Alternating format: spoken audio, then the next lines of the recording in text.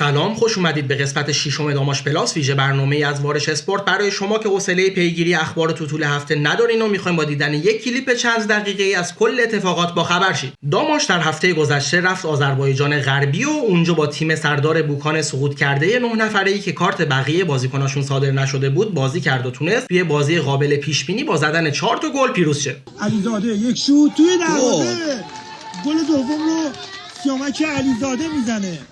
9 نفره بودن بوکانیا تنها نکته مهم این بازی نبود. محمد غلامی تونست بعد از 674 روز واسه داماش گل بزنه. صاحب توپ شده، یک شوت از راه دور میزنه، خطرناک در برگشت غلامی، حالا توی دروازه گل چهارم رو هم داماش میزنه. آخرین گل غلامی برای داماش در لیگ یک مقابل تیم قشقایی بود که در دقیقه 42 بازی و در 18 مرداد سال 99 زده شد. ما تو این سالا به تشویقای خاص و منحصر به فرد داماشیا عادت کردیم، ولی این بار بوکانیا با تشویقاشون ما رو سورپرایز کردن.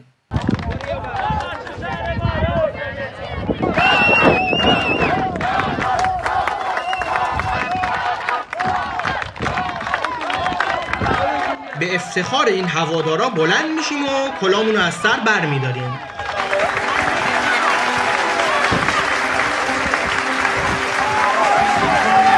متاسفانه پیروزی خارج خونه توی بوکان نتونست رتبه ما رو توی جدول بهتر کنه، چون پانیک تالش و صدرای تبریز هم بازیاشونو بردن. تنها خبر خوب پیروزی پانیک جلوی دارایی صدرنشین بود و این باعث شد که فاصله ما تا صدر جدول به 4 امتیاز برسه. خبر بهتر این که هفته آینده باید توی رشت جلوی دارایی تهران بازی کنیم و اگه بتونیم این بازی رو ببریم که هر جوری شده باید ببریم، فاصلمون تا بالای جدول خیلی خیلی کمتر میشد. توی 3 بازی باقی مونده شانس صعود مستقیم رو پیدا میکنیم یا لااقل نگرانی کمتری برای رفتن به پلی آف داریم. اگه تا اینجای داماش پلاس رو دیدین ممنون میشم که این کلیپ رو لایک کنید و اگه تا حالا وارش اسپورت رو سابسکرایب نکردین همین الان این کارو انجام بدید. یک کد شارژ ایرانسل هم تا چند لحظه دیگه توی صفحه ظاهر میشه که میتونید ازش استفاده کنید. همونجوری که گفتم بازی جلوی دارایی از نون شبم واسمون واجب تره.